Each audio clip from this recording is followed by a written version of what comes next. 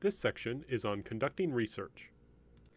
Imagine if you were to try and build a house and all your bricks were very brittle and your wood was rotten. No matter how hard you worked, you could not build a good house. That analogy also works for writing a paper, right? The research is the material that you're building the house out of, and the paper is the house itself, right?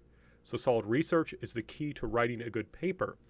And one thing, and this is kind of a concern for me, and I think it's often how students have been kind of trained to write papers, especially starting like middle school and high school, is people would just kind of sit down and glance through couple books, maybe some journal articles, surf the web, and then kind of summarize what they learned, or rather, I should say, just summarize what was there without learning really anything. And that might work there, but here it's not going to work. If you want to write a good paper, you also have to learn something through your research and think about what you have learned in order to write well, right? I don't, in a sense, care that much what other people have written on your subject. What I care about is how you engage with them, which means you have to understand their ideas, and how you do something original and how you analyze the primary sources, right? And you need to find good stuff, right? You need to find good secondary sources, you need to find good primary sources, and you have to read them and think about them. And to do that, you have to learn something. So I really have to emphasize, don't try and write a paper without learning anything. It's like trying to build a house out of rotten wood and brittle bricks. Another issue that I think students have when conducting research is they often, and I'm guilty of this myself, especially when I was an undergraduate, I'd go to the library and I would be so excited I would take out any book that was remotely related to my subject and I would pile them on my desk and then I would look at them and be like, oh my gosh, I cannot possibly read all these books. And the same thing can easily happen with primary sources where you'll accumulate a whole bunch of primary sources. And then you'll be like, oh my gosh, I'm having a panic attack because there's just so much to read. And here's the thing I want to emphasize. That's not necessary for the paper you will be writing. It's not necessary for pretty much any paper you'll write. What's more important than extensive research is intensive research. I'm not asking you to become a specialist in some big area. I'm asking you to become a specialist in a particular document or set of documents and enough of the secondary material to be able to understand those documents and put them into conversation with broader themes in the field. So I'm not asking you to do a lot of extensive research, to read a whole bunch of books or anything like that. What I'm asking you to do is look at just a handful of sources very, very closely, right? That's very different, and it's, frankly speaking, much easier to do and leads to a much better paper. So we should also review a bit about the types of sources that you'll be using in your research. Our primary sources are generally from the time period being studied. So for example, a speech given by Abraham Lincoln, that is a primary source, right? Letters that people are writing back and forth, diplomatic dispatches, diaries, photographs. Not everything has to be written. You can also have these kinds of visual materials. Secondary sources, on the other hand, are usually something that's written from a later time reflecting on this earlier time. So a book about Abraham Lincoln, a journal article about Abraham Lincoln, those are secondary sources. Now, what's confusing is that sometimes it's the same source can be both depending on the topic. So for example, a newspaper article that is say an op-ed, a kind of editorial written by someone about the Korean War, that could be secondary source if you're just looking to get information about like a battle or something like that in terms of when it happened or something like that, because that person didn't really experience that battle directly. But if your research is focusing on how that particular person or how public opinion viewed the Korean War, suddenly it becomes a primary source, right? And those are things I can help you with. But for the most part, it's generally clear what is a primary source, what is a secondary source. Remember that the heart and soul of historical research is the primary source, right? That's where your focus should be. The secondary source is there to help you understand your primary source better and to explain why your primary source is important, how it helps us to better understand the time period, the people you're examining. But the primary source is literally primary. It comes first. It's the most important thing. Now, what are you looking for as you read these materials, right? Well, first of all, you need to stay focused to avoid information overload. And I've said this before in this section. I've said it in other places too, but I'm going to keep saying it because it's something that students I find really struggle with. Stay focused, right? You can't do something on the whole Korean War. It's impossible, right? It's just not going to work. You can focus on particular events perhaps, but you can't do the whole thing. Stay focused. Primary sources, right? First of all, you just need to skim them at first. Just go through them quickly to get a feel to say, is this something that'll work? And I'll give you some examples of this later on, but you just go through them quickly at first, just to get a feel, just to see what's there. Then you go back through them, and that's when you take very careful notes, trying to really understand what's going on, because by that time you'll know, in a sense, what you're looking for. And this is one thing I want to emphasize. You don't just read something once. This is what I mean about intensive research over extensive research. The more times you read a primary source, the more you will get out of it. That's why I don't want you necessarily working with a huge number of primary sources, right? You need enough that you can write a paper, but that's it, no more than that, because I want you to really understand and know those primary sources, right? So I want to emphasize, read those multiple times. The first reading, you may just skim it just to get a feel for what's there. Then you're going to read it multiple times and see what you get out of it. Now, the secondary sources, you can't, and this is what's kind of tricky, is you kind of need to go back and forth in order to know what primary sources are there. A lot of times you have to look at secondary sources, but you don't want to spend a huge amount of time looking at those secondary sources initially, right? What you do is you try and find your primary sources. You may need secondary sources to do that, but only after you understand your primary source and what's there, that's when you really start working on secondary source information, right? And you need that to give you background information, to give you historical context, to understand what shaped the people, right? What shaped the people who wrote this document? What was going on that made them write in this way? In addition, one thing you'll realize as you read secondary sources, you'll say, wait a second, this primary source document that I'm looking at is not being used. People have ignored it. And by bringing this into the conversation, I can actually make a contribution. Or you may say, hey, people have been using this source wrongly. They completely misunderstood it, right? So using the secondary source gives you these kind of background information, historical context to better understand your primary sources, but also it tells you where, oh, maybe my primary source is really special. It can go into something, or maybe people have been talking about it a lot. And in that case, I need to mention that, right? And I need to be able to explain why my reading the source tells us something new. But the key thing about your secondary sources is fundamentally they're about understanding the sources better, but also you need to have them in order to engage broadly with the scholarship that's out there. And so that way you can say, if there isn't anything about your primary source, you can say, I've looked at all the major secondary sources, it's not there. And so what I'm doing is really pioneering, right? So you have to understand both. There's a kind of dialogue between them, right? Sometimes you have to go back and forth between them. But the key thing is the real center that I'm looking for especially is the primary sources. Still got to understand the secondary sources. But if your paper is just secondary sources, it's going to be a bad paper, right? Paper with just primary sources also won't work, but it won't be as bad. At least it will be interesting. You'll be saying something good. Now, I'm going to now shift a bit and talk a little about how you actually find sources. Now, of course, I've done my best to provide a bunch of information, right? So I've given you on Blackboard lists of different primary and secondary sources that would be wise to look at, right? Now, do I get everything up there? No, I don't have everything up there. So you may also have to look to see if there's other things as well, but I've given you a basis. So you want to think about that, right? If I took the time to make those sheets, I, of course, would expect people to do them, to use them. And if, you present a paper that is about a subject which I provided useful sources on and you didn't refer to them, that's something I would naturally call you out on. And I would say, why didn't you use this source?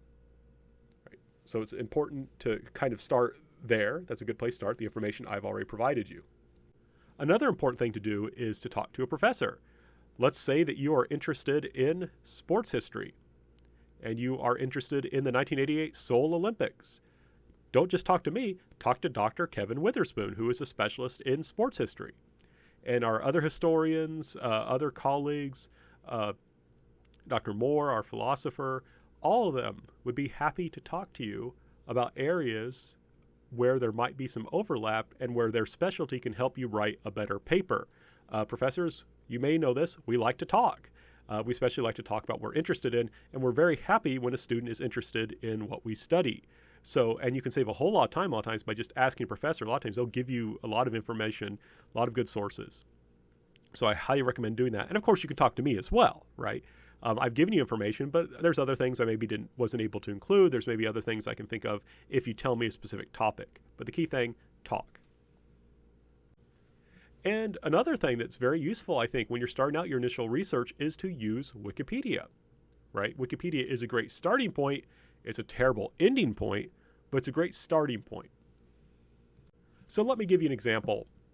Let's say that you're interested in the Pueblo incident that occurred in 1968, where the North Koreans basically stole an American ship and kidnapped its crew, claiming falsely that we had strayed into North Korean waters. Now, hey, Wikipedia has a whole article on the USS Pueblo, and it's quite long. And if you're interested in doing the Pueblo, it would benefit you to sit down and read it, right? You'd want to go through it and see what's been done and what you might be able to do. And one nice thing about Wikipedia articles is they're often very, very well organized with lots of nice headings. And oh, look up here. It says representation in popular culture. And it talks about how there was a 2-hour drama that won 3 Emmys about the USS Pueblo. Maybe you can get a video of that, right? Maybe you can get access to see that. And that would be an interesting paper, perhaps, to analyze that 2-hour drama, right? Also, you may say, you know what? There's just so much written on the Pueblo. I don't know if I can do all this. Well, wait a second. Here, it says see also, and it gives 3 other examples or 3 other places where you could look for more information, right? So you could look around and see what's there. Maybe there's something useful there that could lead into a paper if you think there's just too much already written on the Pueblo. And one reason I like the Wikipedia as a place to start is you'll notice right here they have all this nice sources, right, with hyperlinks. Right? And some of this stuff is primary sources, some is secondary sources, some it depends on what you're using. But this gives you an idea of what you need to look at if you want to understand the Pueblo. And you may say, this is a lot of stuff. This is way too much stuff. I don't want to do this. I'm going to do something else. That's fine. Right? You have to be realistic about what you can do. But if you look through this, you may say, oh, look, there's some really cool stuff here.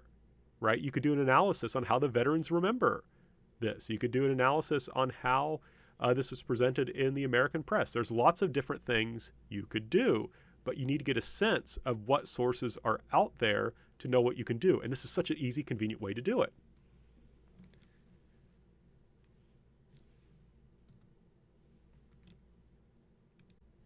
And underneath it has a list of sources. And you can see there's a couple of great websites that would be good to look at. Right? There's a collection of an oral history up there, it says, right? Crisis and Confrontation on the Korean Peninsula. That would be cool. Then there's the usspueblo.org website. That would be interesting to check out. If you look under further reading, of course, there's a whole bunch of really cool books that might be helpful. Now, again, you have to be, this is where you may say, oh, this is too much, or I need to do a little bit more work, because you can see there under Mobley Richard, the guy actually wrote a book, half of which covers the Pueblo. So you may say, I don't know if I can do this. Right?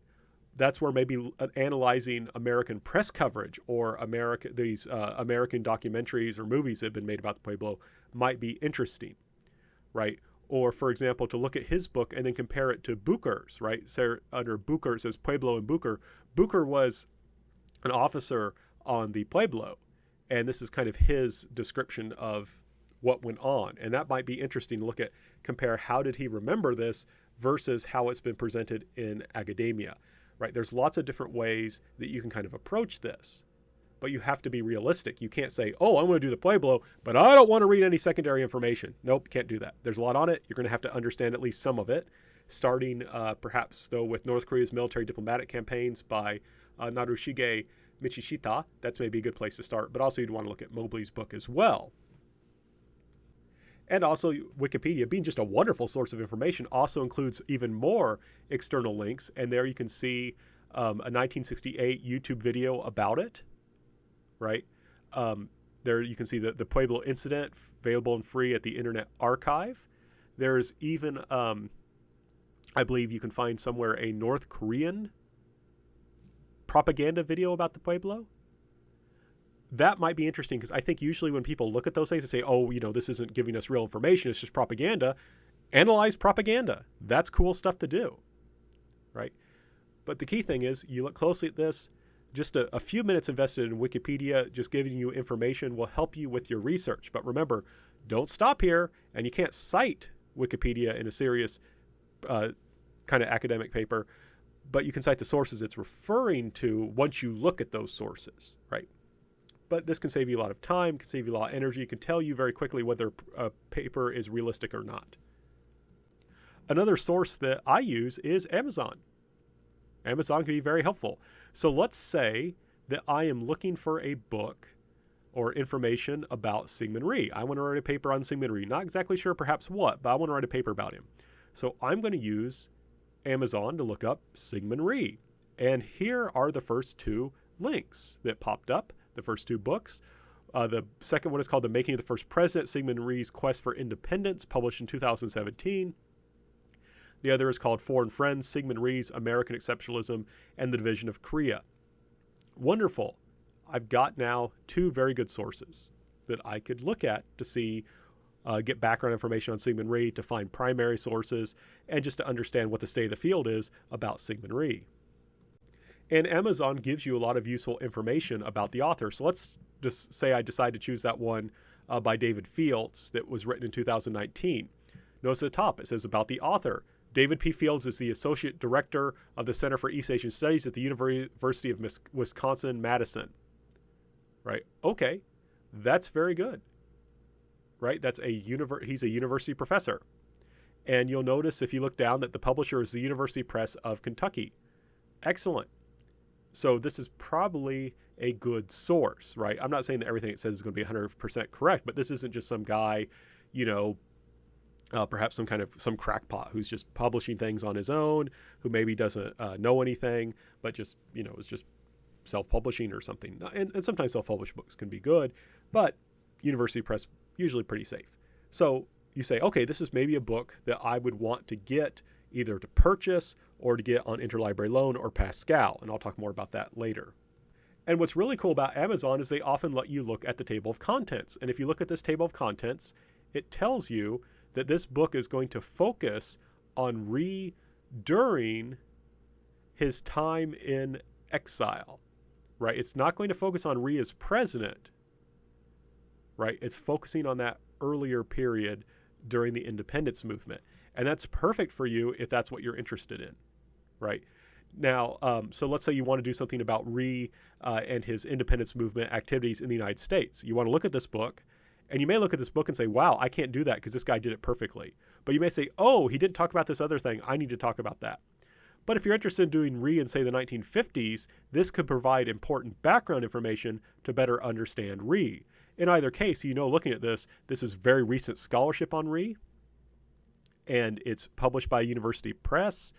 It's something you got to look at, right? If you're going to talk about Rhee, you got to use this book, right? And if you don't, I'll be like, why aren't you using this book, right? It's the most recent. And again, the advantage of using a book that is the most recent is you can use the bibliographies and footnotes in that book to find more information, right? The author of that book will have already included a lot of the previous works that have been written about Syngman Rhee. So you get the book, you look at the person's bibliography, you look at the person's footnotes, and you say, okay, here's some more information I can use. This isn't cheating. This is just using your sources smartly, intelligently. You build on this further research. This person already did the hard work of compiling all this information about Syngman Rhee. Thank you very much. I'm going to use it now so I can build on your research. Now, bluntly put, I think it's good to buy books that you're going to be using a lot, right? Especially if you can get them used and relatively cheaply. But let's say you don't have a lot of money. That's not an option for whatever reason. Go to our library. See if we have the book. I did not put every single book on Korea and the United States in reserve. I didn't do that. There's a bunch that are still there. So you could just do a general search and you may find stuff. But let's look at that Amazon book. Let's see if that Amazon book on Syngman Rhee, American Exceptionalism, let's see if that is there in the library. So you can see I put in the search for it. We'll see if it's there. Now, unfortunately, it's not there. right? It says your entry, Foreign Friends, Sigmund Rhee, American Exceptionalism would be here if we had it. Now, if the library had it, great. You just write down the call number, you go there and you check it out. But we don't have it. But you'll notice that on the right, it says Pascal, right? There's a Pascal button. You should have used this by now, but if you haven't, what Pascal is it's basically kind of a association for South Carolina libraries where they make it really easy to borrow books from each other. So let's click on that Pascal link to see if any other South Carolina libraries has this book about Sigmund Rhee. And oh, excellent. Two people do it.